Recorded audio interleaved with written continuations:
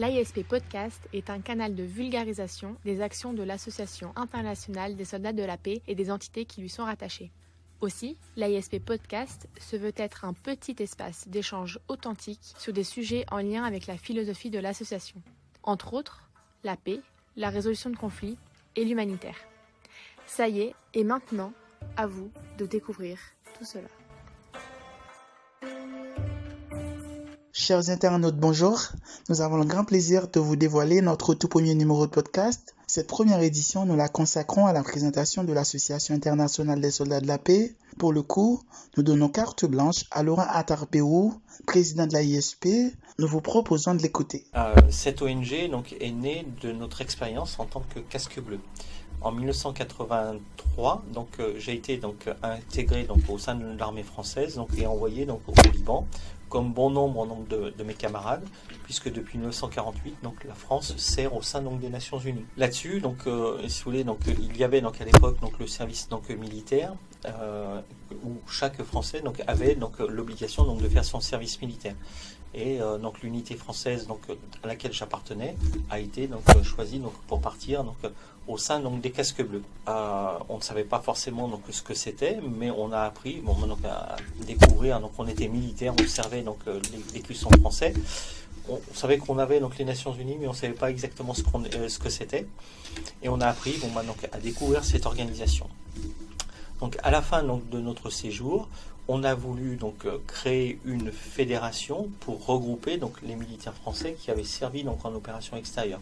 Puisque à l'époque, les opérations extérieures, c'était comme si on avait fait l'Indochine, l'Algérie. Donc si vous voulez, on ne connaissait pas, on avait fait un camp d'entraînement et on avait quand même des droits, puisque on estimait avoir porté les armes pour la France. On avait des droits et on voulait que ces droits, et à ce moment-là, il fallait se réunir en fédération. C'est comme ça que la FNAM a été créée en 1985. Et puis, comme notre génération avait servi les Nations Unies, on s'est dit, on a eu des camarades népalais, fidjiens, sénégalais. Ce qui serait bien, c'est de les retrouver dans cette maison des Nations Unies. En 1986, on est arrivé cheminant aux Nations Unies. On a poussé la porte du bookshop. Le bookshop, là, il y a eu un petit sourire commercial et c'est le côté humanité qu'on a trouvé au sein de l'organisation. Très rapidement, on est monté au secrétariat général de Genève, des Nations Unies Genève. Et puis, il y avait Monsieur Stopford, qui était un adjoint du directeur, qui nous dit, mais c'est bien votre association, mais il y a que des Français, c'est pas que des Onusiens. Ce qui serait bien, c'est de créer une association typiquement onusienne, parce que ça n'existe pas. On est rentré en France, on a encore travaillé un petit peu avec les Nations Unies, et le 19 novembre 1988, on a amené aux Nations Unies, on a déposé en préfecture la future association internationale des soldats de la paix, l'ISP. Mais on voulait initialement créer une association pour nous retrouver. Là, on a fait plusieurs activités, mais qui étaient liées à la reconnaissance des droits, liées aux anciens combattants. Et les premiers qui nous ont rejoints, c'est les Irlandais. Il y a de belles photos où on est allé en uniforme encore, voir nos camarades irlandais. Et là, les Nations Unies, chemin faisant, les Nations Unies nous ont dit, mais bon, c'est bien, vous venez nous voir, on est content, vous portez le badge des Nations Unies, mais vous faites pas partie réellement vous êtes une ONG française, vous ne faites pas partie réellement de la maison. Et il faut demander un statut de reconnaissance. Là, on l'a écrit, tant bien que mal, parce qu'on était une petite association. Et au mois de juin 1995, on s'est retrouvé à New York. Bien habillés, tout ça, très heureux. On est les bleus, on est les plus forts. On a servi au prix du sang versé, on a fait du sacrifice pour les Nations Unies, on va être reconnu. Et c'est là que on a eu les premiers contacts vraiment avec la diplomatie, où le conseil économique et social a un organe qui étudie et décide sur l'approbation des ONG. On arrive, on se présente. La première personne, la présidente, était une Indonésienne, très gentille. Puis le premier ambassadeur donc, qui nous pose la question, c'est l'ambassadeur du Swaziland. Il nous dit, mais est-ce que vous ne croyez pas que vous êtes donc des mercenaires donc, au service des Nations Unies? Swaziland, donc c'est un beau pays, mais ça s'appelait donc la Rhodésie, et que côté mercenaire, donc il savait réellement ce que c'était. Donc j'étais pas forcément très diplomate donc à l'époque, je lui ai dit. Il n'a pas beaucoup apprécié. Et là, on s'est aperçu aussi qu'il y avait donc la négociation. Ce qui était évident pour nous n'était pas forcément, parce que on avait un bloc des non-alignés avec Cuba, avec donc là comment donc il y avait l'Égypte, il y avait donc je me rappelle plus donc l'autre pays qui avait aussi donc leurs ONG. Il y avait donc les Américains qui oui bon c'est bien on va les prendre mais sans plus. Il y avait les Irlandais qui étaient 100% pour nous puisqu'on avait un général donc qui était vice-président donc de la ISP et puis les Anglais bah non franchement donc une ONG donc en première catégorie. Donc la présidente donc a levé la séance et c'est là au moment donc dans les couloirs qu'il y a eu donc la discussion et la présidente donc a dit donc voilà vous avez le statut donc consultatif le plus important donc de première catégorie. On était contents, on était reconnus, mais que faire et quoi faire donc avec ça parce qu'il fallait donc aussi apprendre parce que l'inconvénient et notre avantage c'est qu'on avait servi donc la paix les armes donc à la main mais bon nombre d'entre nous n'étaient pas universitaires ou on n'avait pas forcément donc fait donc des études. C'était les études donc du terrain. Il a fallu apprendre tout ça. Il a fallu donc se coller donc sur la peau, donc être quelque part un peu donc des universitaires, juristes, quelque part donc des militaires, donc qu'on était aussi donc des diplomates parce que on jouait donc dans le cours de la diplomatie et puis donc des humanitaires parce que le fondement donc de l'ISP c'était pouvoir continuer dans le civil détaché de toutes les obligations donc liées donc à nos États ou donc à nos armées. Continuer donc notre action donc de paix. On est reconnu. C'était à l'époque donc vous savez la Yougoslavie. Donc la Yougoslavie. Donc là donc on s'est dit on va essayer donc de faire de l'humanitaire. Donc on a fait une dizaine donc de voyages donc en humanitaire donc pour apporter donc des colis, pour apporter donc de l'aide. Mais on a fait de l'humanitaire donc comme toute petite ONG. On s'est aperçu qu'il y avait quand même les 4 composantes et que dans ces 4 composantes il y avait aussi beaucoup de difficultés et beaucoup donc d'incompréhension. L'incompréhension entre donc le monde humanitaire donc et le monde militaire. Sauf que nous, on était donc des militaires qui vouliez donc faire de l'humanitaire sans être dans un état. On a eu un petit peu des complexes. Et puis on a fait donc on a fait notre révolution donc culturelle. Et dans le cadre de cette révolution culturelle, on a posé donc les bases des missions de l'ISP. Ces bases, c'était les cinq piliers. Le premier pilier, c'est une force de proposition pour les Nations Unies et la communauté internationale. C'est nous, Casque Bleu des Nations Unies, souhaitons que pour qu'un monde meilleur sur différents sujets. C'est là qu'en même temps, on a commencé à intégrer déjà donc en 94 la lutte contre les mines antipersonnelles, puisque c'est réellement donc une arme des lâches. Les premiers à avoir donc les effets négatifs donc de l'armement et les armes, c'est bien donc les militaires, c'est bien donc les casques bleus. Donc c'est aussi donc une cause qui nous tenait à cœur. Donc on a commencé à travailler donc avec donc Handicap International dès donc 1994. On a rejoint plus tard donc la coalition parce que comme justement on était donc des militaires donc ils savaient pas donc de quel côté donc nous mettre et donc on a obtenu donc le prix Nobel donc de la paix donc avec eux et c'est eux qui l'ont obtenu avec Jody Williams et Handicap International en 95 sur donc les mines antipersonnelles.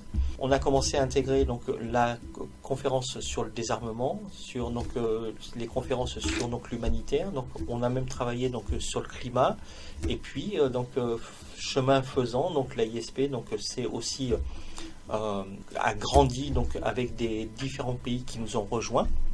Deuxième chose donc c'était créer des associations dans différents pays. Parce que retrouver donc les 1 million d'anciens casques bleus donc qui avaient servi donc les nobles principes donc de la Charte des Nations Unies. Donc là, il fallait donc qu'on les retrouve dans un esprit de fraternité et de grande famille pour pouvoir donc aider donc les autres. On avait donc le troisième pilier et on a toujours donc le troisième pilier, ce qui est le social, via donc les associations donc locales. Le quatrième qu'on a développé, c'est donc l'humanitaire. Alors Ça a été donc un humanitaire donc de petites donc associations. Et puis la résolution des conflits. Qui mieux que ceux qui ont porté les armes pour la paix, qui ont donc payé donc le plus lourd donc tribut pour la paix, peuvent parler de la paix ou peuvent mettre autour d'une table des belligérants, sachant que sans se prendre pour un État. Et là, on avait donc les 5 piliers donc de l'association internationale des soldats de la paix. Il nous restait donc à décliner ça donc en programme, parce que c'est bien de faire donc des petites choses et puis après donc de passer à autre chose. Mais quand c'est écrit, c'est encore mieux. Ça c'est peut-être donc au contact des universitaires, où nous, anciens militaires, on a commencé aussi donc à essayer de réfléchir et donc de travailler.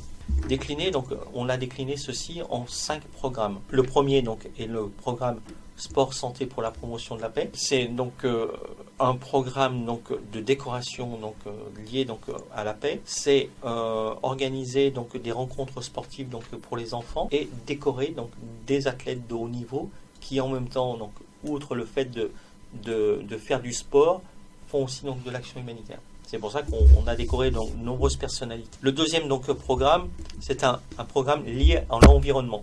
C'est donc qui est lié à l'environnement, mais pas COP21. C'est plutôt former les gardes d'espaces naturels protégés. Dans bon nombre de pays, donc les gardes forestiers ou la police de l'environnement, c'est d'anciens militaires. Donc là, c'est un programme donc qui dure donc depuis 5 ans, où on a différentes conventions donc avec le Conservatoire donc du littoral en France, ou en Tunisie, au Maroc, en Algérie et au Sénégal. On forme donc ces policiers qui peuvent donc faire donc remettre à niveau un espace naturel protégé, protéger donc la faune et apprendre donc à la population aussi donc à protéger donc cette faune. On a donc dans ce programme aussi une démilitarisation des petites îles. On arrive donc sur une petite île qui généralement donc a été donc utilisée par les militaires. On neutralise donc l'armement et on donc met en place donc des parcours sécurisés pour donc la population. Le quatrième donc programme, lui donc est un programme donc social d'aide donc aux blessés physiques comme psychiques. Il s'appelle donc ACO, accueil, soutien, solidarité, écoute et orientation, pour aider donc les blessés ou donc les blessés physiques comme psychiques à devenir donc des meilleurs citoyens et puis donc après à réintégrer donc leur famille et puis donc à être des piliers donc de la société comme donc de leur famille. Le quatrième programme donc est donc le programme humanitaire. Alors là, on a décidé donc avec donc la directrice donc du programme, comme chaque programme donc de l'AISP donc a donc un directeur ou une directrice, c'est de repenser donc l'humanitaire au sein de notre ONG, parce que nous avons quand même donc quelques capacités. C'est toujours faire donc des containers, donc faire des aides, mais en même temps créer une plateforme donc logistique dans la région lyonnaise qui nous permet donc de récupérer donc les dons, les remettre donc les réparer s'il y a besoin, et puis après donc soit d'en faire profiter donc des petites associations, ou soit donc après donc de monter donc des programmes donc à l'étranger. Ça, si vous voulez, c'est un petit peu donc l'humanitaire. Et on a aussi donc une capacité, comme je vous le disais donc au début, c'est de pouvoir donc assister donc participer donc à des conférences. Donc là, on peut très bien et c'est ce qu'on essaye de faire, c'est rentrer donc dans des clusters au sein donc de OCHA, qui est donc la division humanitaire donc des Nations Unies, comme donc aussi donc celles donc des clusters qui sont liés au HCR, au Commissariat aux réfugiés, puisque l'inconvénient et l'avantage, c'est que toutes les Nations Unies nous sont ouvertes. L'essentiel, c'est qu'on ait quelque chose à dire et à apporter. Il y a donc des domaines aussi, donc des droits de l'homme, donc qui sont importants pour nous.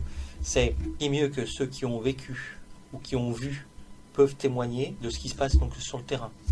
On n'est pas uniquement donc des personnes donc agissant, on est aussi donc des témoins. Des témoins pour témoigner, donc c'est bien donc de témoigner auprès de la population, mais c'est bien aussi de témoigner au niveau donc de la diplomatie, et puis pour faire avancer donc les choses. C'est toujours nous, Casque Bleu des Nations Unies, pensons que où on peut venir donc en aide aux plus déshérités, et aussi donc aux plus déshérités moralement. Et le cinquième programme est donc la création de l'Académie internationale de la paix, qui est donc elle, donc liée donc à la résolution donc des conflits sur plusieurs axes. Premièrement, donc un axe où donc on fait donc des colloques, on reçoit donc on réfléchit donc sur la résolution des conflits. On a un axe où on accueille beaucoup donc d'étudiants au sein donc de l'académie et au sein donc de l'AISP. Pourquoi? C'est que on a pour éviter donc la guerre, pour donc maintenir donc la paix, pour la rétablir ou pour donc la conserver. Ouais, c'est bien donc la conserver donc avec une arme ou avec des menaces, mais c'est encore mieux donc de l'inculquer donc dans les esprits. Dans les esprits, c'est soit donc au niveau donc des écoles ou soit donc au niveau donc de ceux qui vont être des décideurs, des étudiants qui sont en relations internationales ou donc dans d'autres branches. Vous allez être donc les décideurs du monde de demain. Et si nous on peut vous inculquer cette petite part de paix ou donc de sauvegarde donc de paix qu'on a en nous, parce que nous ne sommes pas des pacifistes, nous ne sommes pas des bellicistes, on est juste pragmatiques. Et afin donc d'être pragmatique, c'est donc c'est de vous transmettre cette paix quelque part pour que vous en fassiez bon usage. Je dis toujours, donc de temps en temps je fais des conférences aux Nations Unies, je dis toujours, je serais très heureux un jour donc de pouvoir avec une canne donc, vous croiser donc dans les couloirs en disant voilà Monsieur Tarbérou, je suis diplomate, donc je représente mon pays, donc voilà, et puis j'essaye donc de travailler pour la paix. Un programme que j'ai oublié, et pourtant donc j'aurais dû donc m'en rappeler puisque ce matin donc je suis allé donc remettre donc des diplômes donc à des jeunes, c'est le programme donc des jeunes faiseurs de paix. Comme je vous disais donc tout à l'heure, donc ce qui est important, c'est donc de travailler donc sur les consciences, donc le cœur, donc les consciences et les esprits, et notamment donc de la jeunesse. C'est comment donc vous qui êtes nés, au moins déjà donc pour la France, qui êtes nés donc avec une paix qu'on vous a donc léguée en héritage. Si vous ne faites pas attention, cette paix donc vous pouvez très bien donc la perdre. Et qu'est-ce que vous allez faire donc pour la sauvegarder? Qu'est-ce qu'être citoyen donc d'un pays? Qu'est-ce qu'être donc voilà, est-ce un petit peu donc le teneur donc de ce programme est donc fait déjà donc en Russie, en Ukraine, donc en France, donc en Pologne, et on est en train donc de le développer. C'est un programme donc international. Maintenant donc on est donc dans 20 pays sur tous les continents. On essaye donc de retrouver donc ces casques bleus pour pouvoir justement mettre en place donc ces programmes. Ces programmes ne sont pas donc exhaustifs, mais l'essentiel c'est qu'on soit donc pertinent sur ce qu'on fait. Voilà un petit peu donc la présentation donc de l'AISP.